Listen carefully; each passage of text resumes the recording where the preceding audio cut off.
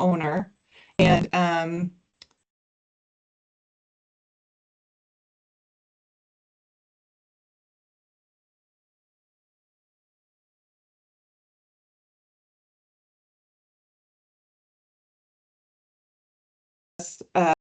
trade licensees are exempt from that registration with OPR.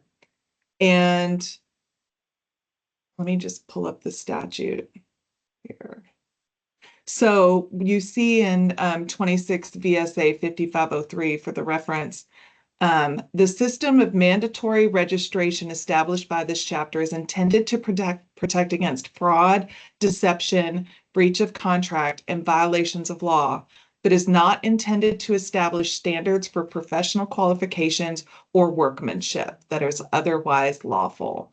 So the way OPR is looking at that is basically we're here to address the fraud complaints. You know, somebody paid a deposit on a construction project and the contractor never showed up. Those type of complaints. Or, you know, the contractor was supposed to build us a garage. He built half of it and then left the job, and we paid him a bunch of money for that. So that's where OPR space is. It's not with workmanship. Thank you for that. Yeah, so follow up. So Jennifer, in the case of the energy code, if an RV certificate were filed with a municipality and then it was found that the RV certificate were inaccurate, is that something that could fall under OPR's jurisdiction? Contractor? That's a great question, and not one we've faced yet. So OPR is required to kind of come up with certifications for specialties, and those certifications will include an energy specialty. But in terms of just a registered contractor for non-compliant, like they filed the RV certificate, but they didn't meet the RV standards, that's not something we're going to look at. Oh, Because again, I think we should move on with Mike, seeing how Jennifer's gonna be at the next meeting and Mike's not. I want to make sure we get through all of Mike's stuff, and there's only half through the first agenda item 2. So, but not 3. All right, so I'm gonna shift gears here out of the IRC discussion and get into the what I call the building construction overview. I just want to go down through these really quick. I'll speed this up some for the sake of time. In 2021, we received 2,422 permits, conducted 6,000 inspections, and we reviewed 500 million in construction evaluation. In 2022, 2,637, 5,673 inspections, 550 million.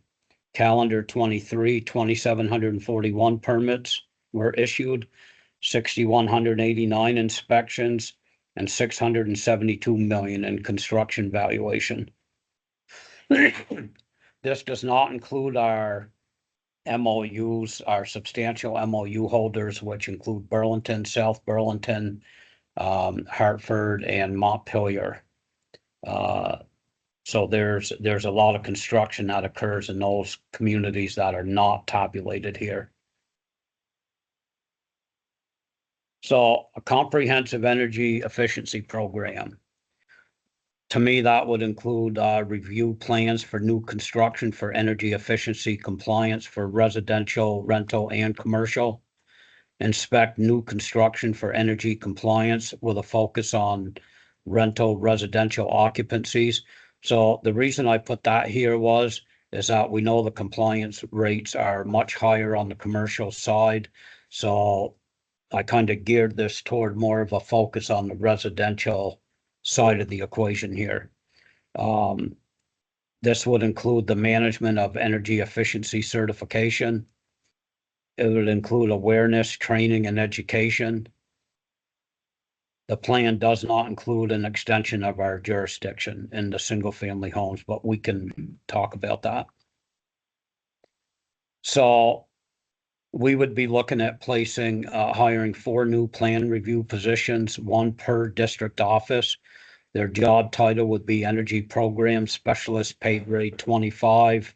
Those 4 positions would total 440,000, so they're about 110,000. That includes all the benefits the state pays out and so forth. That's what the budget would be. 4 new energy efficiency inspectors, 1 per district office. Their job title would be Energy Program Specialist, pay grade 25, 440,000. 1 energy program manager, that would be placed in our central office. That would be a pay grade 28 at 130,000, including all benefits. So I spoke with, before I came up with this, I spoke with BGS, Building and General Services, and that's what their positions are over at BGS. I went through and I read their job descriptions, and that would be about the closest thing I could mirror to this without actually, I could sit down and I could write job descriptions and create a whole new position in RFR and all this stuff. But this is pretty accurate for what we would be looking for here. You have Sure. the administrative overhead for our new program, basically $1 million in administrative costs. Yeah, I'm gonna go into this, yeah. So just to clarify, these 2 slides, I guess it was, are for all building types with except single family homes, Correct, with the exception of owner occupied single family homes. correct, And so DFS is not including single family homes correct. because of the lack of building code, or is that a separate? We have no authority to be there, and we're not, and we're not gonna support this. If the legislature comes back and somehow mandates that jurisdictional authority or whatever, I can prepare numbers, but I think, before I dove into that, there would have to be some, I'd have to really think through the figures and, how many inspections are we looking at? What's the duration of an inspection? Because I base this stuff on roughly our inspectors do 300-400 inspections a year on average. But if you're talking about inspections that take 3-4 hours, and this is and I think the information's available on how many new single family homes are constructed, and you guys are better suited to say, well, if I had that type of information, then I could turn around and plug in numbers, but these are the numbers of, the salary for those types of positions. And if we get to it, the Energy Code Administration funding model agenda item, I have some numbers. Yeah. Rough numbers for 1 and 2 family. And then, because I'm not familiar with this environment, you're looking, I hate to use the word code enforcement because it's really more of code management, right? You have variances, you have all kinds of other managerial issues that come with these programs, right? What if somebody doesn't want to do something? What's the delay on issuing a permit if they don't meet the energy code design criteria? What's that going to do to the permit process? All the contractors that have contracts signed to start construction on certain dates and times, and the penalties for not starting construction, and on and on and on. And then the whole enforcement side for those that don't want to comply. What's the burden on our legal team? We have 2 attorneys at public safety, 700 to 1,000 record requests. There's like 0 bandwidth. So I'm just trying to say there's more than just pointing a position. You're looking at fee for space, can our offices take on these added positions? But let me go, because I do have some other budgetary things here. One administrative service coordinator position, the cost there, 4 cars, 1 for each of our field inspectors. Mileage roughly, IT equipment. Our indirect service rate, that means that covers admin salaries, internal service fees, general liability insurance, agency of digital service charges, app support, end user compute, all this kind of indirect stuff. So I estimated for those under our jurisdiction, the total estimated annual cost is roughly 1.5 million to institute a comprehensive program covering plan review, permitting, variance, compliance, certificate management for buildings under our jurisdiction. I have not included a position for training, education, public education, policy development, rulemaking. This would be a senior position with an added cost of roughly 120,000. And again, if the private sector were to handle all this training and all that kind of stuff, then that money would not be. So, you know, you're looking at 1.5 to 1.7 million at the end of the day. And then I just put this disclaimer in here. You know, so that's kind of a quick rundown that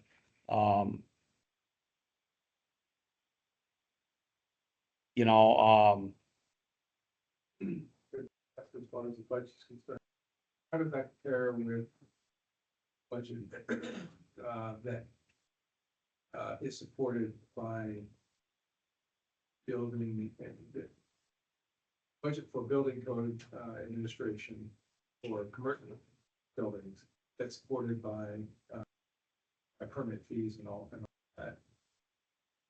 we are 100% special funded in that whole division of fire safety as it relates to this. So our plan review revenue that we generate is one of our largest fee sources.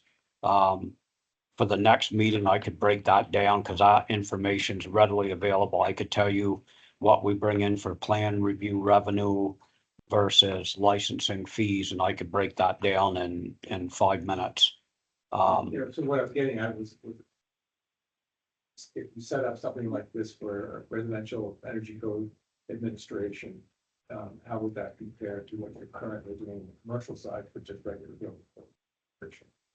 Not including the licensing fees and all that, but plan review would be, I guess, the lion's share of the revenue. Yeah, we would have to, this right here is a pitch. This would be general fund revenue. This would not be anything we would be You generating. would not charge them fees. No, I would be hiring these people when the plans come in. This new energy efficiency plan review person. Somehow we would build that plan review into our process. And that particular, that plan review permit fee that the owner submits to us, that would now cover. The way you're looking at it, it would Okay. cover both I see. plan review positions, So, but in order to pay for it, this would all be general fund revenue. I see what you're saying. Okay. Yeah. That's what I was. Yeah.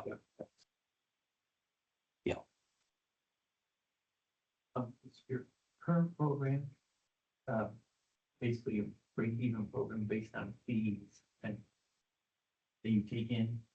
It is, I wouldn't categorize it as a break-even deal here because for the past 2 years, we've had an influx of 1.2 to 1.4 million of general fund money to write our budget. So it's not a matter of mismanaging the budget. We've actually come in under what the governor's has approved our budget for, but the revenue source hasn't been there. So it's all predicated on revenue. This year we did pretty well. But the legislature likes to take back, carry forward money. So I would just say, you know, well, no, I'm just saying that's, I build my budget off projections. And so if you have one good year, and then you don't the next year, then we're back to begging for money. And so we've had a couple infusions over the past 3 years, probably a total of like 2.5 million roughly. So is that, I mean, you have a, ongoing administrative overhead in your operation. So then the question is, do you get enough permits going through to bring you the revenues to run that shop? When the permits taper down and you're short, Correct. and you need to backfill for the general. Correct. Share an anecdote that I interviewed for, the planning director for Ann Arbor Mission before I came here. And they told us the first job of the new director was gonna be to fire 12 staff because they were permit, supported. Yep. And so ultimately they abandoned the search because the union said, no way in hell you're bringing somebody in from the outside to fire 12 people. So anyway, there are risks of like being totally permit dependent. Plus, you don't want to lose people just for like a year-long economic downturn and then have to bring them back in, probably at much higher cost. So if you're building, and I know housing build outs are around 1,500 housing units, but those are multi-family units. You're only building about 300 single-family units a year right now. Yeah, It's like, I have numbers, for single. well, 2,000 includes multi-family Okay. units. Yeah, For single family. 2025 estimate, like 1,250. so you're looking at 1,000, 1,500 bucks per unit for a permit fee. I mean, we're ready to. No, I'm I just have asking. slides with data we can look at. But we've got to discern here the difference between multifamily units that you do cover and single-family units that we're trying to get into that canoe. You should push on Yeah. there. So Mike, thank you for all that very helpful information. Anything else that we didn't get to? We asked you a lot of questions, Ron, but anything with so many questions, did we not get to something you wanted to say? No, and again, this will be available and certainly, let me know if there's something for the next meeting or whatever that I can clarify or add on to or provide, and I'm more than happy to do so. And with that, let's go to Pat. Thank you. Like, do you want to mute your computer and I'll put the mic on?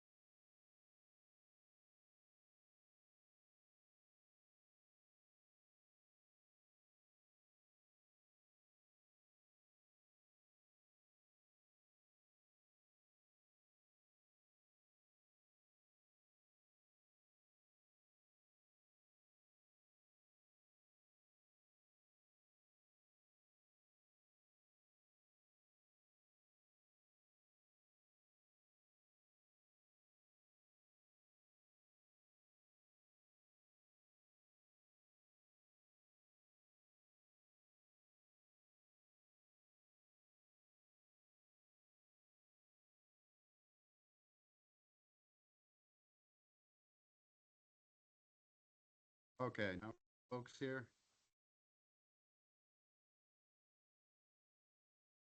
Can we get it? Yep, There we go. okay. Okay, fantastic. Thank you. Want to unmute and, you can see.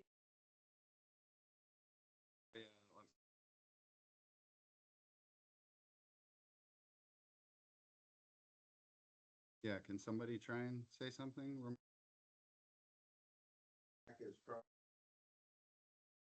I can hear you now. Okay. Can you hear me? Yep. Yep. Thank you, Richard. It's very faint. I'm struggling to hear y'all. It's very faint and I've got my volume up to like 89.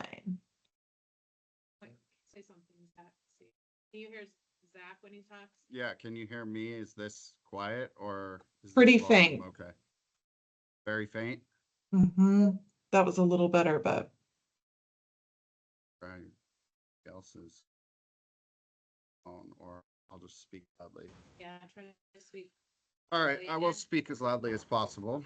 And maybe if people in the room have questions, read it. Sure. That sounds great. Okay. Okay.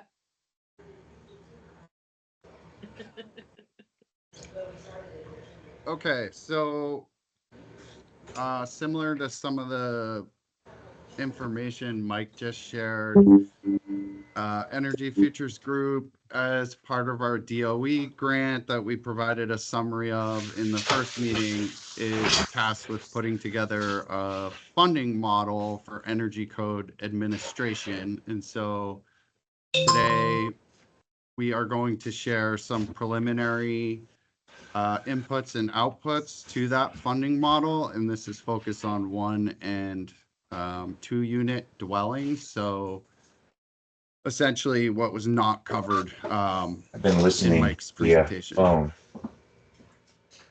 Period. So just some notes up front. I mean, this is a living document. There's no sound coming really- out though, and my screen is turned on.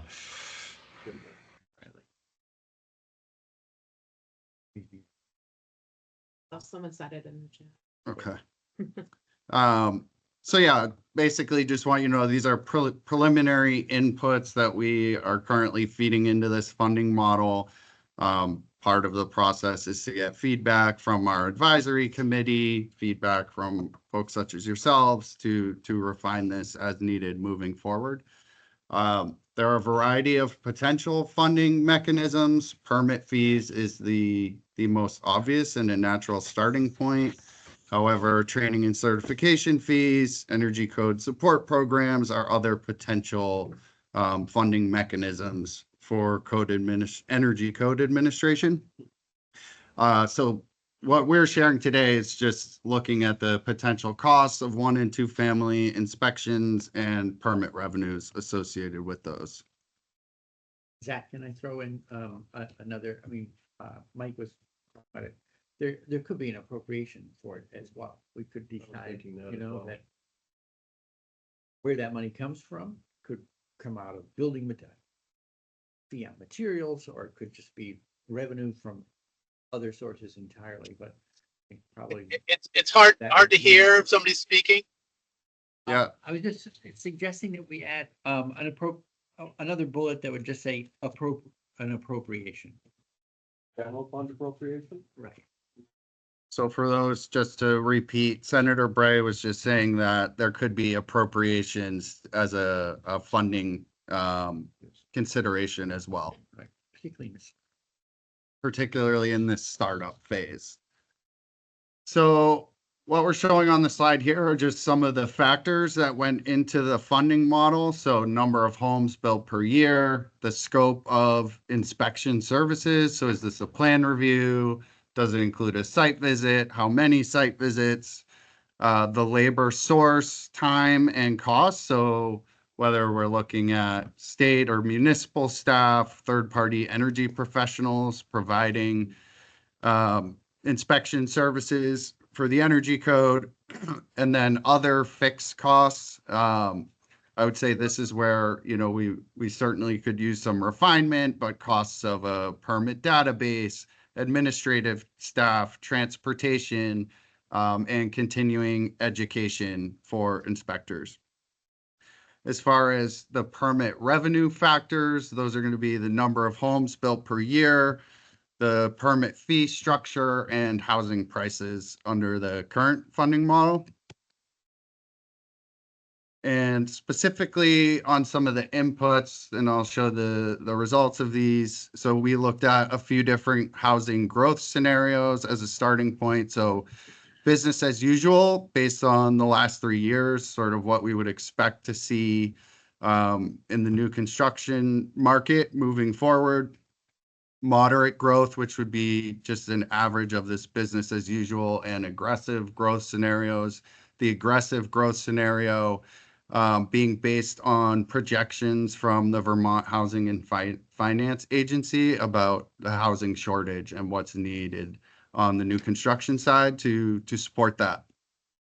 The permit fees that we've looked at are informed by the current fees for Vermont. So the DFS permit fees, that's $8 per $1,000 of construction cost, but also secondary research of New England cities and towns, just seeing what other jurisdictions are using for permit fees. New home prices are informed by VHFA 2023 new home sales, labor, time, and cost. So ACEEE, the American Council for an Energy Efficient Economy, they did a study. It's about 10 years old now, so that is definitely worth noting. But they did a study on the cost of enforcing building energy codes and looked at the price of certain aspects of that. So we referenced that and putting together some of the labor assumptions, and also secondary research on code inspector salaries, third-party energy professional fees. And we can look at many different combinations of inputs. What I'm about to share are, illustrative of what costs might be. So what we're showing here, sorry for the small numbers, but on the top left is if there were inspections by state or municipal staff. The top right is if there were inspections by third-party energy professionals. And then the bottom table is going to be the permit revenue generation. And so this is under a business as usual growth scenario and sort of a low cost, low scope inspection scenario. So low complexity inspections, or however you frame that scope, whether it's just you're designating a certain amount of time for inspection or prioritizing certain areas of inspection. Under sort of the business as usual growth scenario, you're looking at about 1,400 1 and 2 unit dwellings in 2025.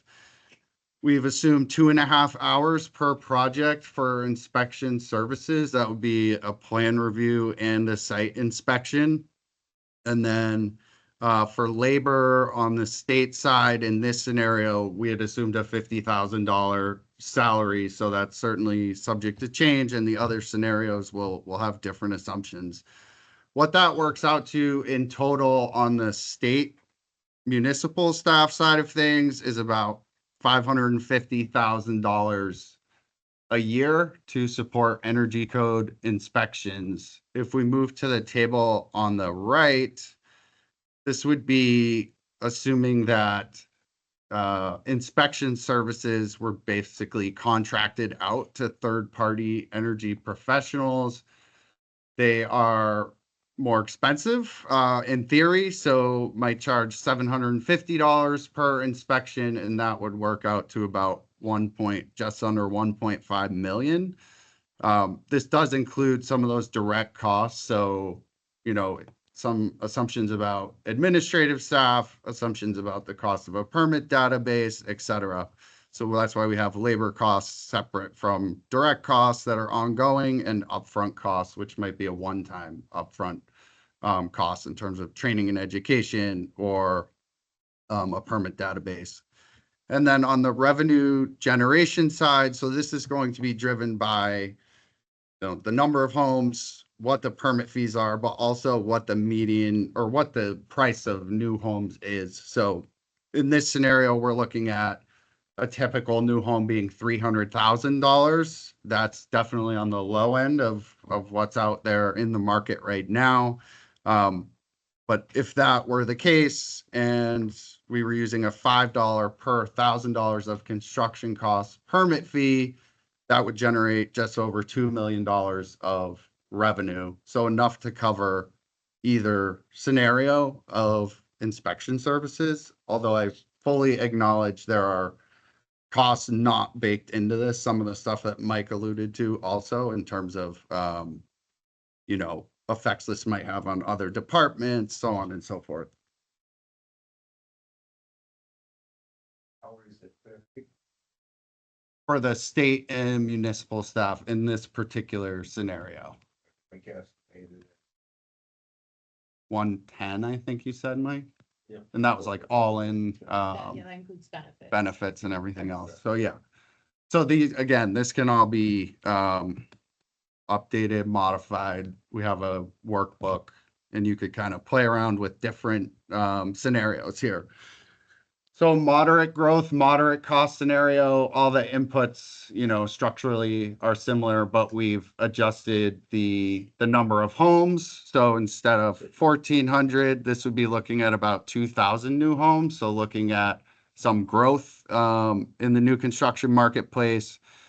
Moderate, you know, an increase in the hours per project for inspection services if it were state and municipal staff. So under this scenario, we're looking at 3.25 hours per project. And this is a higher labor rate. This is assuming a $70,000 salary for state and municipal staff. And that, under that scenario, total cost just under $700,000 a year. In the table on the right, looking at third-party energy professionals, again, the number of homes increases, but also the cost for services. So now we're looking at $1,000 per inspection for a third-party professional. This assumes plan review, on-site inspections, sort of the full suite of energy code inspection services. That would cost $2.37 million annually.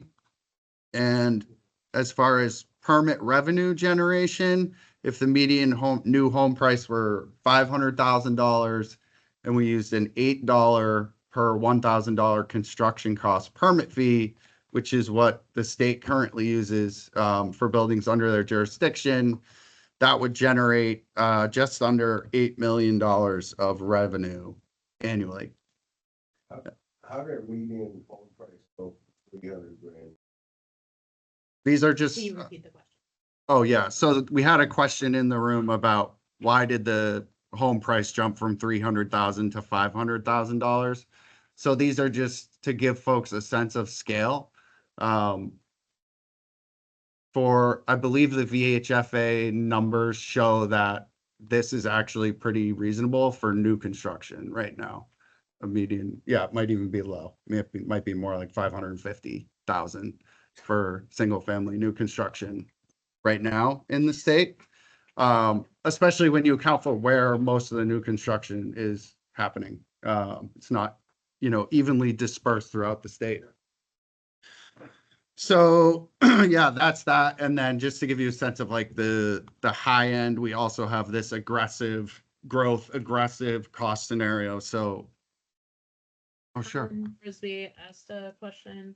Those are costs, not sales prices. These are actually based on new home sales. So I actually don't know, and Mike, you might be able to speak to like how the construction cost values are calculated. So there might be some discrepancy there. And That's a good question. Matt Musgrave also asked, does that include land cost? In theory, yes, it's the sales price. So yeah. Colin's popped up on the screen. Colin, did you want to offer something? Jump in? Thank you. You captured the question. These numbers 300 and 500 seem like they're much closer to being construction costs, not average sales data for, and obviously depends across the state, but those would be interesting. And Matt's question about land cost and whether land cost would be part of the energy in this, all of that would take more thought. And I think how DFS does it with the multi-unit buildings is more on construction cost, which is limited to the scope of the project, not necessarily how nice the piece of land it's sitting on is or whatnot. Yep. Thanks for that, Colin. I don't know if folks in the room heard that. Essentially, I think Colin's comment is that these costs seem like they might be low for sales and cost and not necessarily land cost. So yeah, happy to share with the department to share the VHFA data that we were looking at for new home sales. The 300,000, that sort of reference point is the low end as far as county level sales. So if you look at new home sales by county, you will see there are some counties that have just over $300,000. So I have existing home sales, that's, our business, and, 365. Yeah. So, but new home obviously is gonna be a higher premium price. I'm wondering if, given your tool here, could you, take the total cost of code enforcement by state municipal and, and make this a break even? In other words, this looks like a $6.5–7 million surplus to the state, which is Yeah. wonderful. So there was Can you do that so that it would break even and then kind of anticipate what the permit fee would look like? Yep.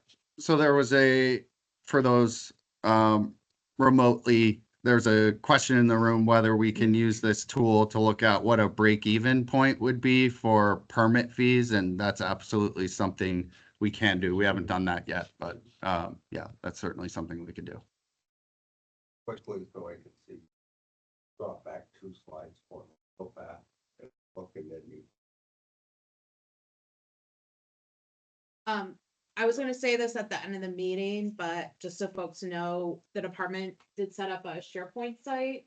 So we'll put the presentations, but also the tool that Zach's referencing, and then people can get in, do their own messing with it, Sure. based on. Yeah, I just didn't remember a number. I'm sorry. No problem.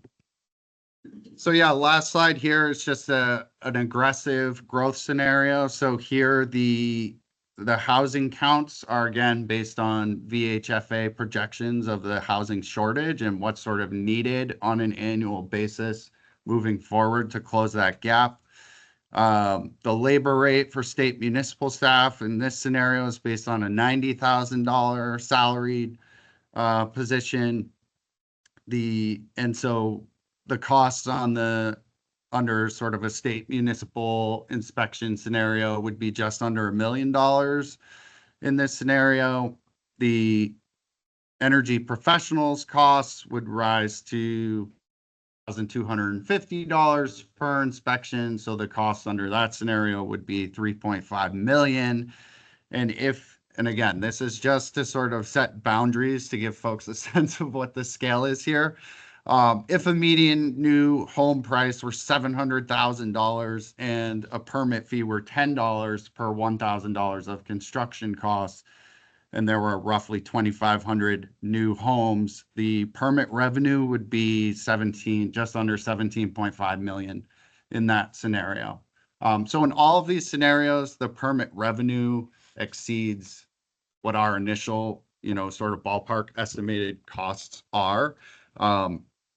That said, as I mentioned up front, there's certainly room for refinement in some of the inputs and assumptions here. But hopefully this is helpful to give folks a sense of, scale magnitude of potential costs and revenue. You don't, but your costs are inaccurate. Already said that, because you allocated 50 grand for a job that they're saying is gonna cost $110. So they it's up to 90 now. Right, but so you gotta take the 90 and go back to that. Yeah, which is what this tool And it is. doesn't work.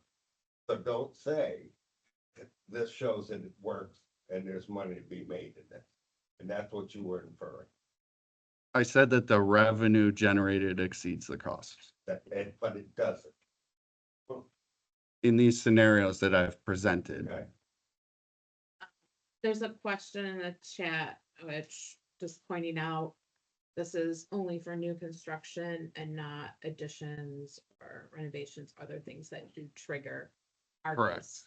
You can Correct. repeat that. Yeah, so, question in the chat or comment pointing out that this is just for new construction, not renovations or additions that might trigger, RB's compliance, and that is correct. This is just looking at new builds. Overhead. So, Mike was talking about the mileage for inspectors to get out and all that stuff. Are you building that all into on the private side? That private inspection is gonna cost all the overhead, home office, et cetera, et cetera.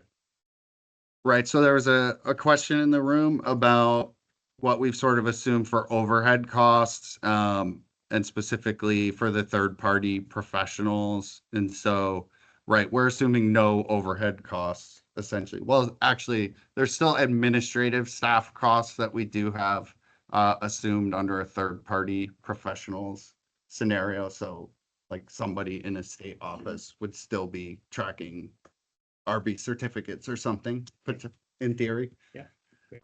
But yeah, much less.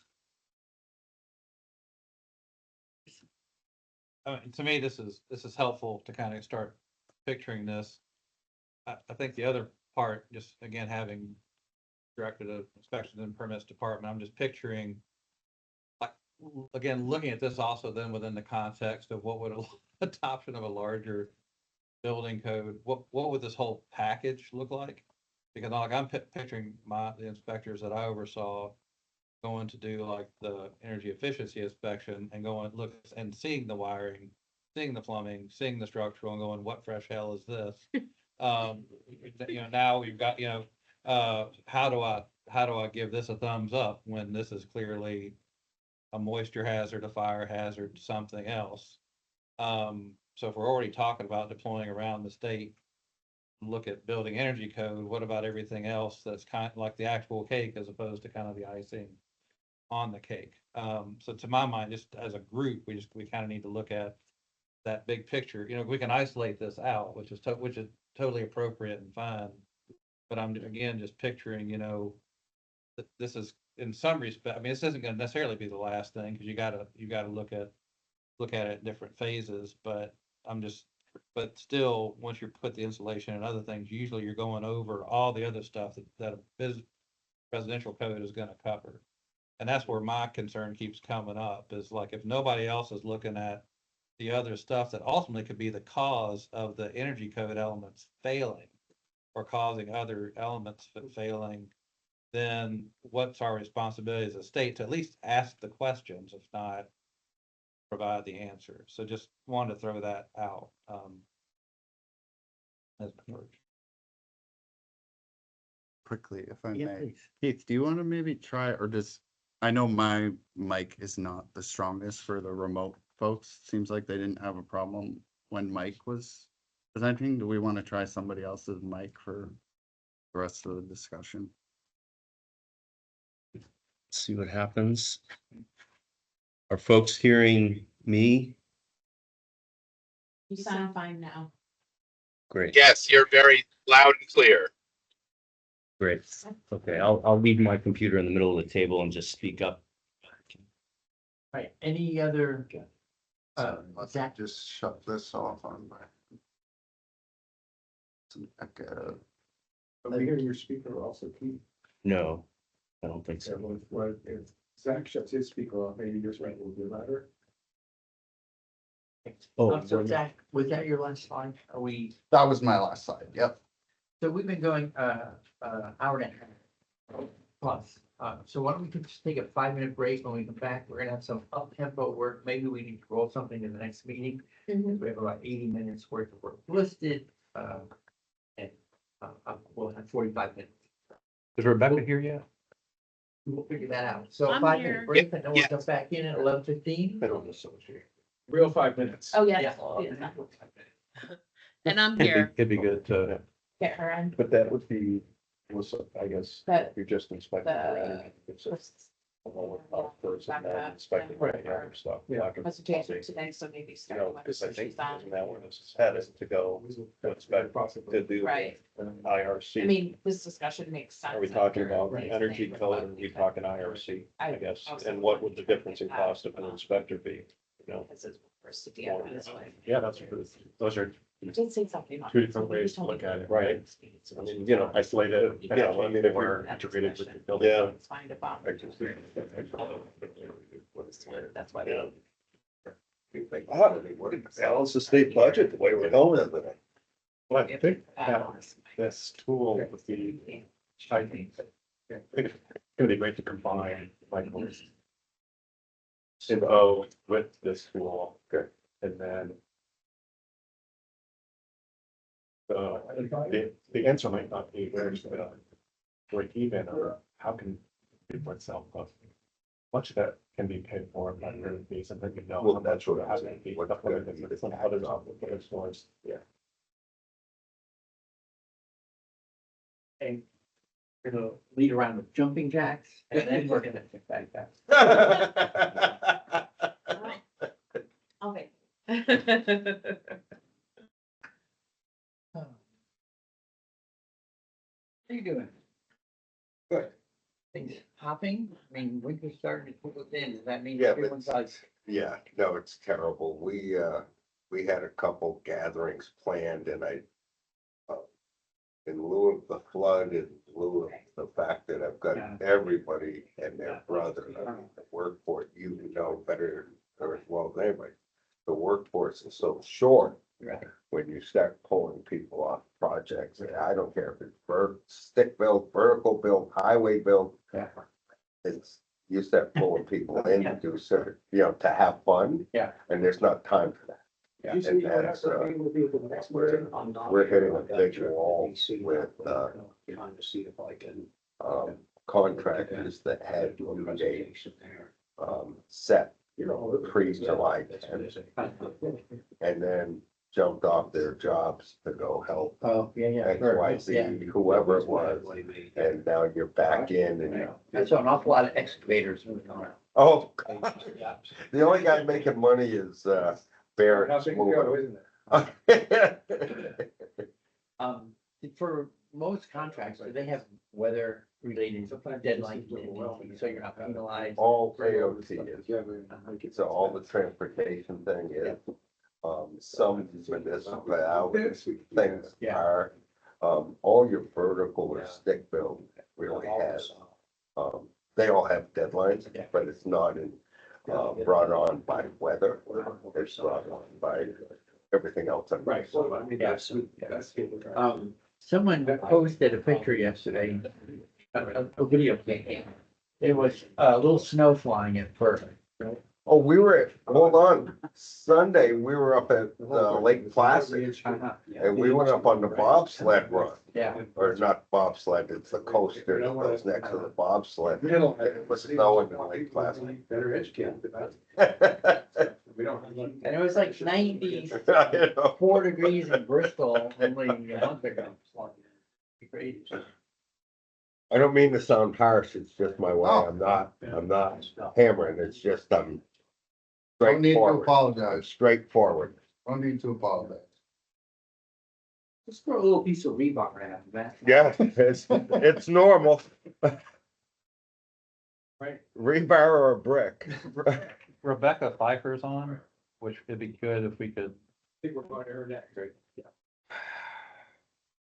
You wanna tee that up, Chris? Sure. That'll be helpful. We're using Keith's. Yeah, and I think this is just a discussion. Some rough Yeah. world out there. Oh, I don't think that's not to share any. and I feel at times we're making a problem She may even be out where in a the field. problem doesn't exist. Back it up next, yeah, you're gonna Yeah, Do it. yeah, I'll do my best. Great. That wasn't funny. All right, 11:15. So let's get started again. Thank you very much for hanging close. Do we have, is these mics on, the people here? Get a thumbs up from the home audience. Nope. Yeah, there you go. Oh, Go ahead. All right. Thank you, Colin. All right, so we're on to item 6 on our agenda, flood hazard permitting in RVs. Chris Campany's gonna tee it up and Rebecca Pfeiffer's with us remote. Rebecca, are you there? Oh, speak again. She's muted. Yes, sorry, yes, I'm here. And hopefully it's not too loud. There's an NRB training going on in the room right next door to me. So hopefully it's not a lot of background noise. So Rebecca, hi, we didn't talk before this, so so thanks for being here. Can you hear me okay? Okay. So the reason we brought you in, so we're talking about the application of and compliance with the state building energy code, which is like the only building code that applies to all construction, repairs, maintenance in Vermont.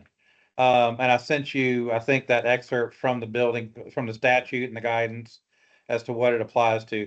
And what occurred to me during the last meeting, and this is a discussion and questions, not like, and it's not like, oh, so what are you going to do about this or anything like that? But it's like, it occurred to me, like with all the flood damaged homes, as like to what extent do you think that like the floodplain administrators, like which for a lot of towns are like the only zoning administrators that exist, if a town hasn't adopted land use regulations, to what extent do you think they're even aware of it when doing like substantial damage estimations, but also doing the valuation right to a repair or an improvement? Do you think they're even factoring in compliance with the building energy code requirements? And so I guess just to what extent is this on your radar? Towns are responsible. It's very specific. I think it's like, as I recall, when a permit is requested from a town that has zoning, the zoning administrator is expected to provide a pamphlet or information about the building energy code. Otherwise, towns are just supposed to provide that information. So and it doesn't say anything about floodplain administrators. So I don't know that legally they are required to share this information. Then the other piece of of this is like, to what extent are the floodplain administrators and others looking at, well, I guess it wouldn't necessarily be their responsibility to look to see, like, is the code being complied with? But it does seem like with the valuation, right, that could be a factor. So anyway, just wanted to bring that to you to see, get your thoughts on it. The other piece of it, I guess conversely, is to what extent is this for where the natural flood insurance program requires, because for a lot of our towns, again, without regular land use zoning, but they do have flood hazard regulations. This is the only quote unquote zoning, and then that they've got. Then also the NFIP is in a way a building code, because it tells you what you have to do to rebuild or to build in compliance if you're in a mapped FEMA flood hazard area. So we've already got a building code in that, but it's right, it's kind of an overlay district in some regards.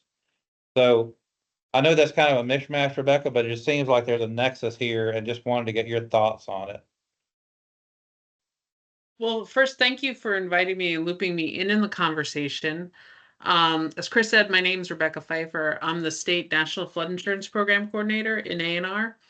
I have a handful of slides, and it doesn't need to be that formal, but I'm not sure how much familiarity folks have with the National Flood Insurance Program. So, like, is it helpful to start out with some basics? Yeah. And go from there? What I have a PowerPoint from I have lots of PowerPoints from the past year and a half. And I pulled together just a handful. I'm gonna just share let me see if I can share my screen here. I'm not even gonna turn it into like a PowerPoint setting. I'm just gonna share my screen. So as I mentioned, I work with towns. Well, I didn't mention this, but our office works with towns. So I have myself and 4 other floodplain managers that cover the state, and we help provide support to towns, technical assistance to towns around flooding and flood hazards. I'm just going to bring up this here. Like I said, I can turn it into a PowerPoint if it's hard to see. We're But- good, I think. That's good. Okay. FEMA has mapped what they call the special flood hazard area. It's under their mapping, it's the 1% annual chance flood event. So it's not once every 100 years, but in every year you have a 1% chance of that flood that they map of occurring. As we've seen, basing your predictions of flooding on the past is not a good way to go forward when you're faced with climate change. And so a lot of what we've seen in the past 2 years, especially, we've seen quite a bit of flooding that extends beyond the mapped floodplain that FEMA has, or having multiple very large flood events. So in FEMA's special flood hazard area, that's the regulatory floodplain, they have a floodway, which is more restrictive. The outer part of that zone is called the flood fringe. So just for some basics, the maps could be these old paper maps. That's what about half to a third of the state still has. Or they may be these digital maps. This is Waterbury versus Linden. Many of our towns, as Chris said, so the National Flood Insurance Program, it's a voluntary program where towns agree to join the program. Here, I'm going to bring up a different slide. Actually, it's a little bit easier.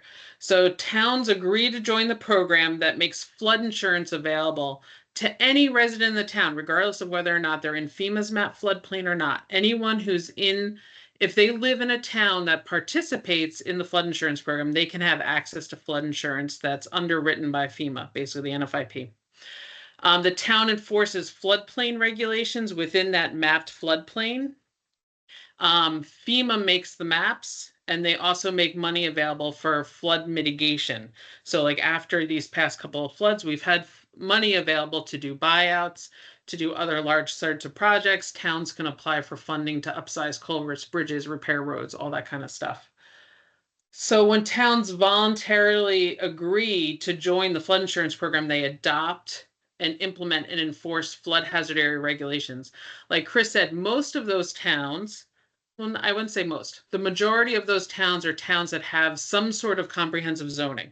So likely would be triggered under the RB's language about notifying homeowners of the requirement for residential energy efficiency. We do have a fair number, though, of towns where this may be their only zoning. We say like they don't have zoning, but they do because they enforce floodplain regulations in those mapped floodplain areas. Most of our towns in Vermont are in the National Flood Insurance Program. We have about 92% of our communities are participating in the National Flood Insurance Program. Some of those towns may not know that they are in the National Flood Insurance Program. Like you'll see some really small rural towns. Again, a lot of them don't have zoning. The cluster where we have like non-participating towns is in the Kingdom and along the Green Mountain National Forest.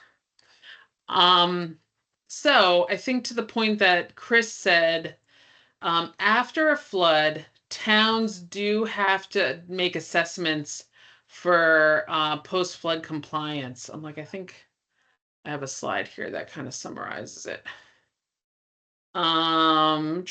Where's my slide?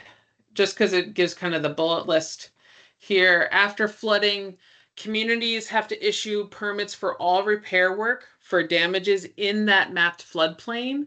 So even if it's like replacing flooring, replacing sheetrock, it's small things, they still have to issue permits for those. Towns are also required to make substantial damage estimates. And what that means is they're looking at, does the cost to bring your building back into building back to what it was before the flood occurred, does that cost more than the value of the home? So if your home is valued at $200,000, you're flooded, does the cost to bring it to its pre-flood condition cost more than $100,000? So that is something I think, especially what that ties to what Chris was pointing out as where there's questions around how the residential building energy code plays into that.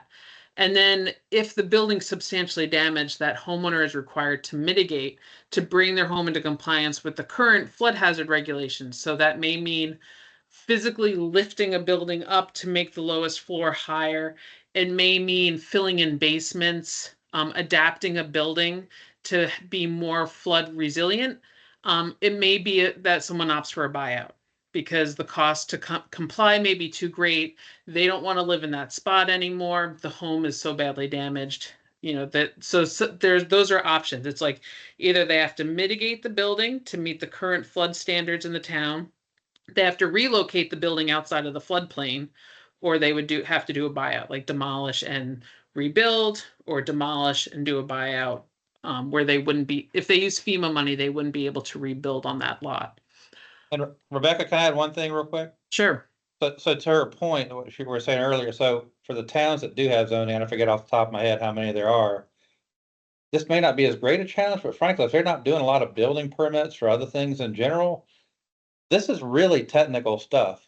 Now imagine you're a town, I'll use the example of Vernon in our region. Now they've got a town administrator that does this, but in a lot of towns, it's a volunteer that's the flood hazard administrator, or like the town clerk or somebody. And I used to do this work. It's pretty technical and detailed. So suddenly you're expecting people who have never done anything, especially after a flood, suddenly issuing permits, doing these estimates. And so this is where Rebecca's team is incredibly important, but this is part of Vermont's rubric of like municipal challenges for really critical access to flood insurance and other things. Because if they're not in compliance, they risk losing their good standing in the National Flood Insurance Program per FEMA. So this is a big deal, and this is why we talked about it a lot last legislative session, just figuring out what makes the most sense for Vermont. But add to this then the building energy code and trying to figure out how does that factor in that compliance to the substantial damage estimate of what it's going to cost to repair that. Because as we know, the building energy code is not, that those costs are not inconsequential.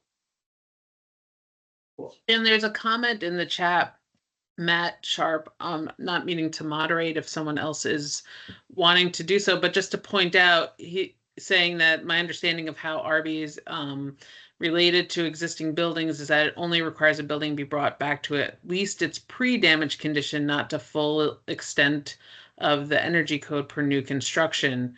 And so leaving that question for the committee to discuss, but the consequential piece of this here is when there's a substantial damage estimate that's being considered, part of what it's looking at is like bringing it back to its pre-flood condition. But if there is substantial damage or damage to a system and that triggers the need for compliance, those additional costs would then be included as well. So like, again, I always say like, we don't have residential building codes. What I usually say to most people, we don't have residential building codes like Massachusetts or like New York State has, where like, if you're replacing all the plumbing in the house, you know, that might be a trigger to have to bring your plumbing to a new standard. Or for fire prevention safety, like what triggers the point at which you have to convert to the to a newer code, like hardwired smoke alarms and CO2 detectors and stuff like that. So not kind of weighing in too much on that, but I think if that's a requirement for them to do the general repairs after flooding, then that gets included in the substantial damage estimate, which may bump more homes into substantial damage range because of the cost to comply. So the only time those costs to comply are excluded is if they've already been cited as a violation. You know, under the National Flood Insurance Program, under FEMA's language, it's like you can exclude those costs if it was cited as a violation prior to the flooding, but you would include it if the repair work necessitates you to meet a newer code. One of the other questions Chris had teed up was like, are towns aware? Are they including it? I do not know of towns that are proactively including the cost for compliance with the residential energy code. I feel like most communities that we work with typically have like a statement on their applications or statements on their permits, but I'm not sure to what extent local communities are actually going through from an enforcement standpoint. Here, I'll stop sharing. And Rebecca, one other question for you. So they're also supposed to be, like, let's say there's no flood, but you're doing work on your home. Yeah. They're supposed to be, the floodplain administrator is supposed to be tracking the value added to the home as part of that improvement, right? I mean, so Yeah. even if there's no other zoning, they should still be tracking the value of, Improvements. right? Because that ultimately gets Yep. to that substantial improvement. If you hit that 50%. Yeah. Valuation, right, then that triggers the full NFIP, correct? Or Yeah, is that- so so what Chris is talking about, it's like the flip side of the coin for substantial damage. That's like after you've had damage from, could be from flooding, it could be from anything that you have damage to the home, like a fire, and you're doing repair work. The flip side of that is if you're just making general improvements to the home, that would also trigger that 50% rule that people call it. It's like, do the cost of the improvements that you're making to your building, are they valued at worth more than 50% of the cost of the home's value? So like, are you reinvesting money back into your home at 50% or more of its current value? And so, depending on the types of residential energy efficiency, steps that someone's having to take, depending on their structure, like those could be substantial. If they're doing a renovation of some sort, that could potentially be a player in hitting substantial improvement sooner. Like if they're doing a new addition or a retrofit within the building. And I'm not sure the technicality of like when would the new code apply versus not.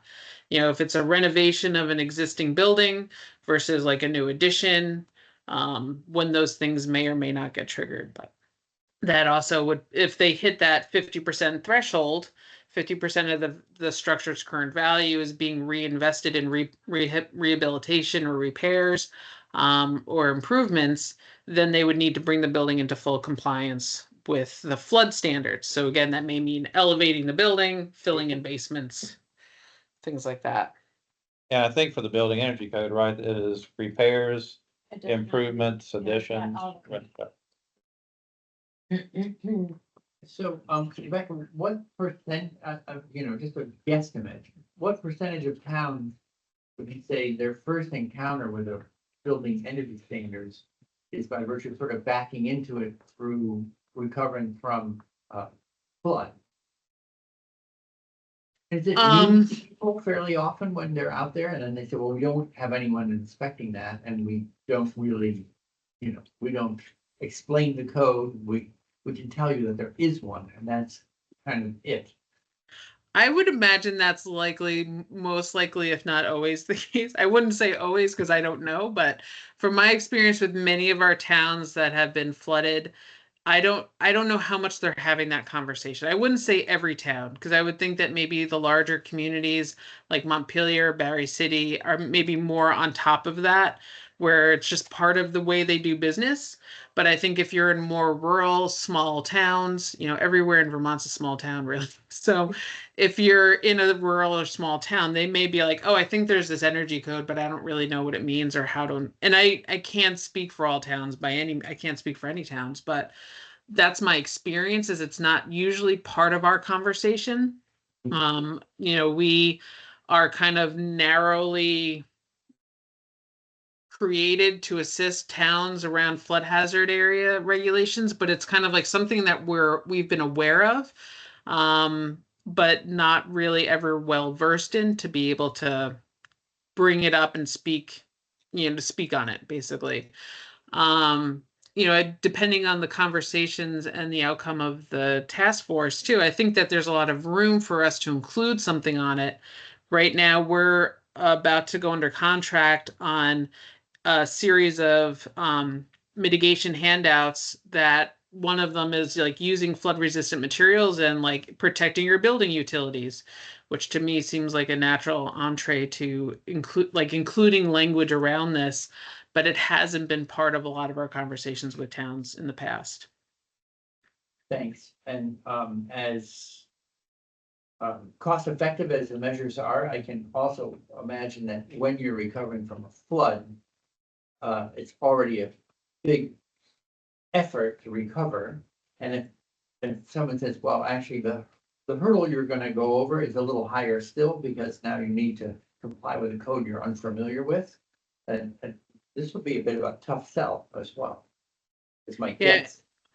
Sorry, Senator. I think that my experience is after flooding, we have a tough enough time trying to convince people to not put their utilities back exactly where they just got flooded. So after last summer, there was a lot of towns that had the conversation with homeowners, like Montpelier. I know it was very much in the news, like you replaced your panel, but you replaced it in your basement, like 6 feet below flood elevation. You need to elevate your panel, and people having to come back in to meet that standard of elevating their panel at above flood height. This past summer, we really tried to be more aggressive in that language at the outset of like when you flood, it doesn't matter if you've been substantially damaged or not. If you're replacing a utility, it should be like your first place should be to elevate it above where you flooded or above the flood height. So just trying to get that basic message out has been, I think, a challenge in and of itself, no less the conversation around compliance with building energy codes. There's a question from Mitchell. Oh, yeah. Question. Sure. Yeah, I just wanted maybe some head nodding could happen or agreement or something around the existing building exemptions that are in the Arby's. There are a lot of them. And I don't think we're talking about having to bring these buildings up to the full extent of the energy code as it relates to new construction. And just want to make sure that I'm understanding that right. And if so, maybe it'd be good for everybody to understand that. Yeah, Matt, it's sort of a case by case basis, but two prominent examples are a wall where you have to rip out and replace sheetrock. In that case, you don't have to add insulation to bring it up to code. You just have to fill the cavity. If you're replacing a window that's been damaged, that is a wholesale replacement, so you do have to bring that up to code. So What if you have to replace the insulation? you just have to bring it, you just have to fill that cavity that's existing. With what you had, or with meeting the new code? You don't have to No, do it does that not have to meet the new code level, right? because you might have to. And I'm not sure where these realms overlap, and I think this could be really helpful for us when because we've created, like, for the kind of the immediate aftermath of Beryl. I've been calling it Beryl because how do you differentiate between July 10, 2023, July 10, 2024?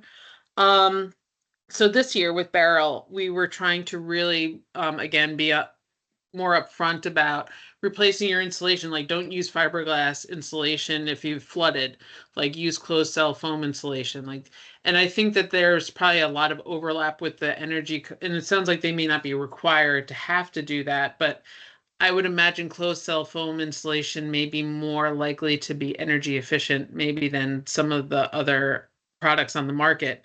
So there may be a lot of overlap in the messaging that we give in terms of like recovering from a flood safety standpoint and recovering with more of an eye to energy efficiency. There is a lot of overlap, and that's why this discussion is really valuable. And I would just put a plug in. Oh, sorry, Chris. Just Efficiency Vermont provides technical support to anyone who wants to go into how to best insulate their wall after a flood. And we do have some presentations and some resources about flood resilient building. Well, we'll be talking to you then for sure, Matt.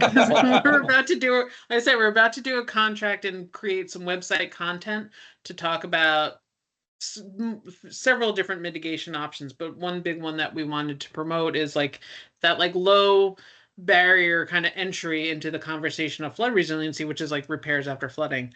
So I think that there's one of the things that I know we've been talking to a lot, especially to the town, like the municipal officials, is pointing them towards Efficiency Vermont because of all the money that, especially last year, I know that was advertised everywhere, but pointing to people to Efficiency Vermont because of all the programs for replacing going from like oil to something else. That's not oil, and so I'm actually getting ads for it on my my YouTube channel. My 5-year-old loves truck tunes, and we get actually tons of advertisements for. There was a woman who converted her furnace. So like it's definitely out there, but trying to point people in those directions. And so I think we could probably have a stronger link. I think one of the things that we're trying to also focus in on is giving people the tools where they need them. So like after you flood, the psyche that I've seen, and not surprising after you flood, is you're trying to get back to normal as quickly as you can. And so people are not, they're not watching the news after you flood. So they're running out to go get building materials before they all get sold out because everyone's flooded. They're trying to figure out how they can get what they need to get stuff going as quickly as they can. They're demoing and all that. And so how do we get information that can be at the lumber yards and the home improvement stores so that like when they're there to buy something that they know what are the things that are helpful for them, what are the types of materials that they buy are going to be efficient, or going to be flood resilient. And so again, like having that connection of like essentially handout that could be at a lumber yard, like, so you flooded, what should you be buying to repair and replace those places that have flooded? And that could be a really good connection, I think, to encourage, even, even if it's not required, if there's an overlap of that flood resilience and the energy efficiency, that's like a double win. So like not only have you flooded, and this is a really bad thing, but there are some benefits when you recover and repair, is that maybe you're able to be more energy efficient. You're able to replace your furnace, your oil burner with a heat pump or some other on-demand system or something like that. Here's the connections of where you can get that. And yeah, that was my hope, I guess, for this conversation is like to the extent that there could be collaboration so that we can create like good basic USA Today English guidance on, Yep. Hey, these are things to think about. These are what the laws require, but also these are other good things to really think about when you're redoing it. And Rebecca, not to put you on the spot, but the other thing, I know that one of the things that I was looking back at the,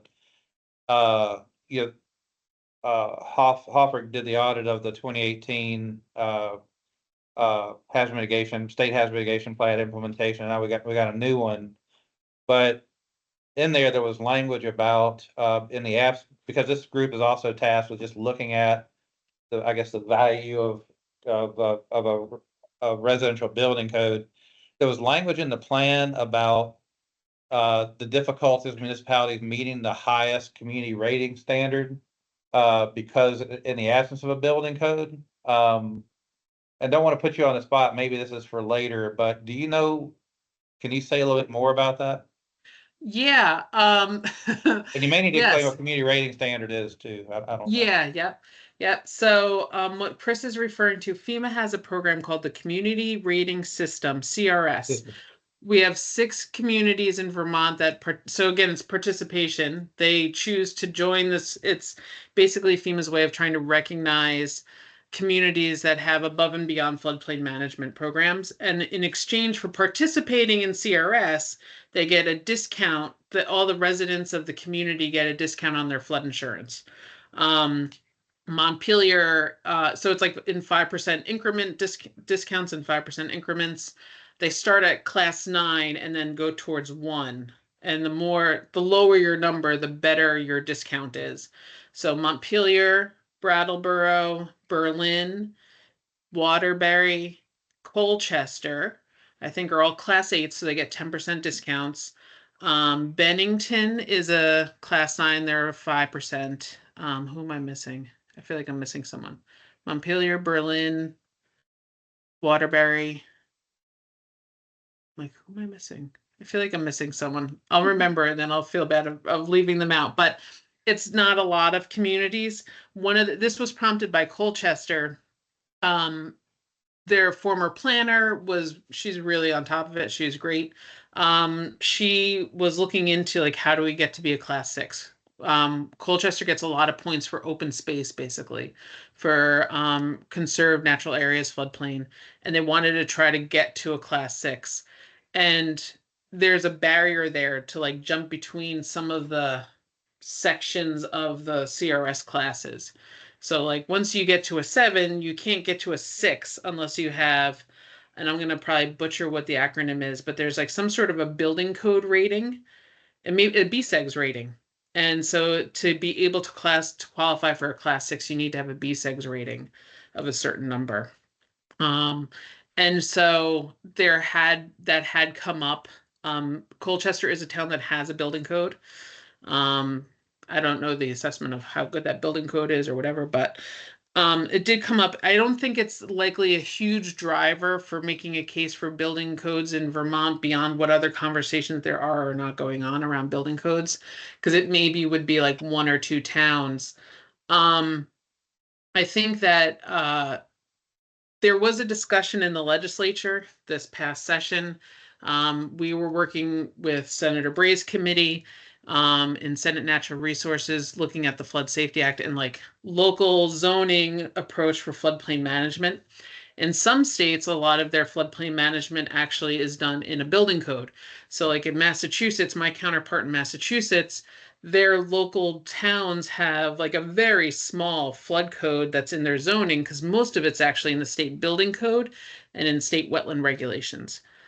And that varies from state to state. Like some states, all the towns' floodplain standards are in building codes. Like South Carolina, all of their stuff is in state building codes. So it's kind of like a different approach for different states.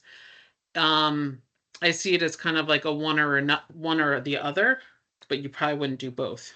So like if you have building code standards that address flood hazards, then you could probably take that out of local zoning, but then you need a building inspector or someone who's enforcing that building code effectively, and so it's like you still need the expertise, whether it's a local zoning administrator or if it's a local building code official. Like in Maine, I know that every town in Maine has a building code official for their state building code, and they tend to do a lot of the floodplain work, where the zoning administrator may not do as much of it. And one thing I just mentioned, one of the things we're tasked with is, right, the relative cost of a residential building code adoption, right? So one of the things we'll necessarily need to factor in is, what is the value of that discount to the NFIP if you had a building code? Because the NFIP the annual insurance costs are only going to continue to go up, aren't they, Rebecca? They By will. per federal law. Yeah, I mean, I think that not to get too into the weeds on flood insurance, but 2 years ago, FEMA transitioned to a more like actuarial rating for flood insurance. And so flood insurance rates, they're also moving them, existing grandfathered policies that are moving into more actuarial rates. So rates are generally going up. The cost of flooding is generally going up. I don't know if that is a very good driver of a residential building. Like I said, like there's maybe 1 or 2 towns in the state who may benefit from it, but they're not at that barrier at this point. Like they're not a 7 trying to be a 6, and that's the only thing standing in their way. It's like that's something, if they're aspirationally trying to work towards it, it may help them to kind of motivate them towards it. But CRS is a program we support towns, but are not huge proponents of, because all of the benefits tend to accrue to policyholders, which is not a bad thing, but the policyholders only get that CRS benefit after they reach that actuarial rate. So they may not see that benefit for a decade. And so it's not a huge motivator for towns. So we try to use state incentives like the ERAF program, Emergency Relief and Assistance Fund, to incentivize towns to have more protective standards. Adoption of river corridors, which we're in a transition phase for. So we're needing to wrap up on this, but I don't wanna, we're gonna move the last item, the update on data and research to the beginning of the next meeting. Can we let her go? Yeah, so I just wanted to check in and say, so Rebecca, anything else you wanna share with the committee? Or Chris, I don't know if you have any more questions that you wanna bring out before we lose Rebecca. I think the one thing I would just mention is that, you know, we had flooding this summer, so we've also been tasked with a committee to look at the role of the state in the state floodplain office in local floodplain permitting. So we haven't stood that up yet because we've been still in recovery and response mode. But I think when we're at a point of having those conversations as a committee, that it would be really helpful to have kind of a similar exchange around the role of the building code and residential energy building code to see where that overlap is, and if there's anticipated changes that may have a role in what that committee decides around state floodplain permitting or the state's role in local floodplain permitting. Where's your office on the model floodplain regulation? Is that already written? I mean, we were talking about that, when we did Flood Safety Act, but I don't remember if you'd already finished writing and it was a question of would towns adopt it, or there's an open question of should the state regulate that space, period, but. Yeah, so we have in the Flood Safety Act, like this is what we've been actually looking at all morning. There are several different pieces. The key things for floodplains is that there was the creation of a state minimum floodplain standard. So when towns join the National Flood Insurance Program, there's a minimum set of regulations they have to adopt that's under FEMA's purview. And so essentially this would be like a state level of setting a minimum bar of what towns would have to adopt at their local level for floodplain standards. We would likely be starting with essentially like what's in our model bylaws for recommendations of how to look at new construction, substantial improvements, substantial damage, compensatory storage. So trying not to create an impact on neighboring properties. We have not started the rulemaking yet. We have one lawyer right now in DEC. So we're there. I know they're hiring. They just hired a second attorney, and I think they have one more open position. And I've started kind of pulling language together for that state minimum standard, which would go through rulemaking for looking to go into effect January of 2026. And then the second piece of that is that committee to look at the role of the state with local floodplain permitting, like how that would work and what is the appropriate level of support. You know, like right now we provide technical support to towns. Towns issue the permits. Towns are the responsible party, and we basically help them to do the review to make sure they're meeting the local standard for 95% of the cases. We also do a similar role under Act 250, where we provide advisory comments to the district commissions, and we issue permits, but in very limited situations. Well, great. Well, thanks very much. This reminds me of a visit to the dentist where they say, we're gonna keep an eye on that too. We'll see you again. So thank you very much for helping us. Yep, thank you. Thank you all. Learn a little more. Thank you. It's a lot there. Yeah.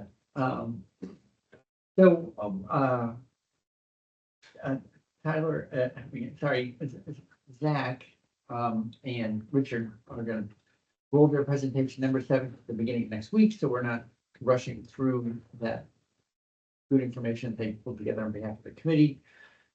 We have officially 6 minutes left, and we always want to make sure that we pause and open it up to community, stakeholders or public comments. So let me pause. It's a little hard for me to tell who's out in the Zoom world. And are there any members of the public that would like to speak at today's meeting? Mr. Musgrave. Hello, Mr. Chair. Thank you. I just wanted to take it back. I think that Energy Futures Group did a great model there with some of the costs, but I think that Just kind of sussing this out and thinking about the different costs of the house site value versus the construction value, thinking about different zoning requirements or lack of permitting requirements, such as areas that are now excluded from Act 250. That land cost can be very different than the land cost for a development that requires Act 250. So, I mean, I just look at some of the challenges, like you might look at a 1,500 square foot home on the lake in Charlotte, and that could be worth $3 million to build, where you could build a 5,000 square foot home in a region of Vermont that's much less expensive in terms of value. And I just think it makes sense for the committee to consider that equity in how those fees are assessed and consider maybe a by square foot model.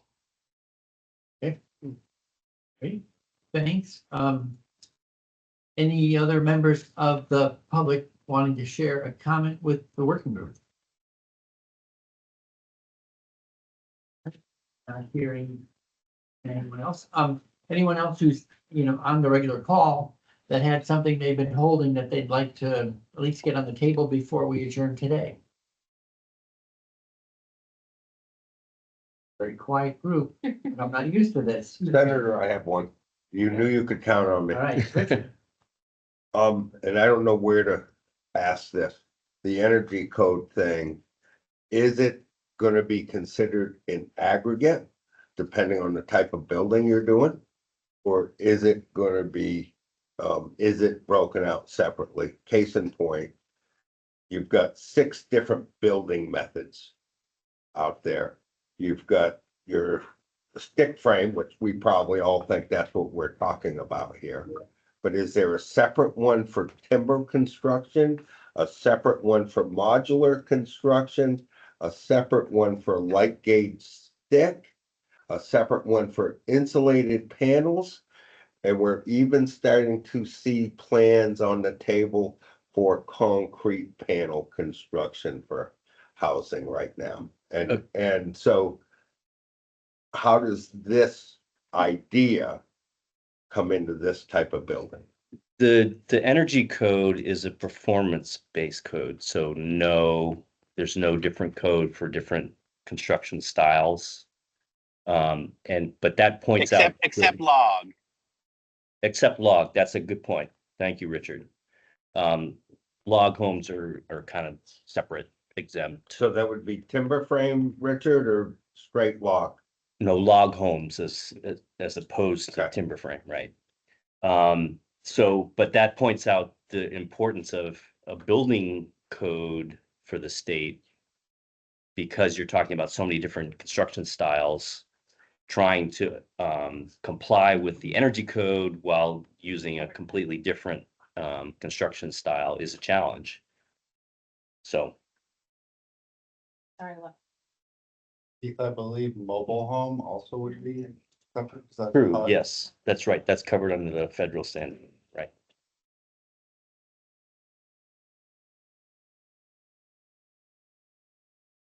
And substantial renovation, I mean, that also fix the energy code in. It does. As Matt Sharp said, there are exemptions based on how extensive the repair renovation is. And, the most common example is if you're opening up a wall in a repair or renovation situation, you're not required to build that out to meet the energy code. You're just required to take the existing framing and fill those cavities. Any other loose ends you would either get an answer or put on the table for discussion next time? I wanted to point out, we didn't get to number 5 on the agenda either. Right. Both 5 and 7. Next meeting, October 11. Yeah. October 11th is the next meeting, 9:30 to 12. Sending out, I think you already sent out Zoom invites for the whole bunch, right? Yeah. Okay. All right, anything else? Well, I was just I'm looking ahead to the next meeting, Yes. and the last item on the next meeting seems like a big one. Discuss potential findings and recommendations to include in legislative report. Are we there yet? By the end of the next meeting? I guess, let's say it's an ambitious schedule. I think we're gonna have to add another meeting. But one October 22nd, is that the next one? Yeah, we have two in October and then one in November. The reason for the starting of that discussion is our legislative report this time is due November 15th instead of in December as it was before. So we have to get moving. It might be a very short report with very few recommendations, but we have to get moving on that discussion because of that. We're working on it. You don't have that much time. Right, that's very true. I'm thinking of what I can do and what we all can do to prepare ourselves for the next meeting to, if it's something that we could, knowing that we're gonna go into this, and it's a very, very tight timeframe. Yeah, so thanks for flagging that ahead of time, so people can start thinking that direction. Are there recommendations on what we can do? That's our charge. Yeah, No, to get ready, it's nothing more to Oh. get ready for that next meeting. Is there something we could read? Is there something? Don't send me on Sunday night at 8 o'clock. But one thing, I mean, honestly, I find it useful to look back at the report from last year, because it was not only what are we doing right now, but it was also, it looked at what we might be doing over the next 5 years. So for me, I'm gonna go back and look at that again to reprime the pump. So maybe that's a useful thing for everyone to just check in on. There's also a lot of materials on the department's website from last year's committee meetings that we can use as well. A lot of stuff on there. In fact, you're gonna have a SharePoint thing now instead of putting materials on the website, you're gonna do the SharePoint instead. Is that how it's going? we'll put materials like the meeting materials on the department website so everyone can view them, but I think the SharePoint site is for everyone to be able to share documents on that Is that site. public also, or? No, it's not. That'll just be for members. Are you referencing the Act 47 Building Energy Code Study Committee? Yeah. Yes, but also other materials that are on the DPS website about this committee, about this working group, and also last year's committee. The whole wealth of actually materials there. Yeah. Worth looking at. Can you share that SharePoint link, or did you already do that? Yeah, no, I will after the meeting. Yeah. Okay, we're doing okay, it. great, Yeah. I got it. Yeah. Well, thank you everyone for another helpful meeting. We are adjourned. See you on the 11th. Thank you, everyone. Thanks. So Rebecca's. I mean, there's so many questions, I just not where. But Yeah. quick things, yeah. Well, the only I'm way in to the get village of flood Saxon insurance River, is if your town is. and they were wanting to talk about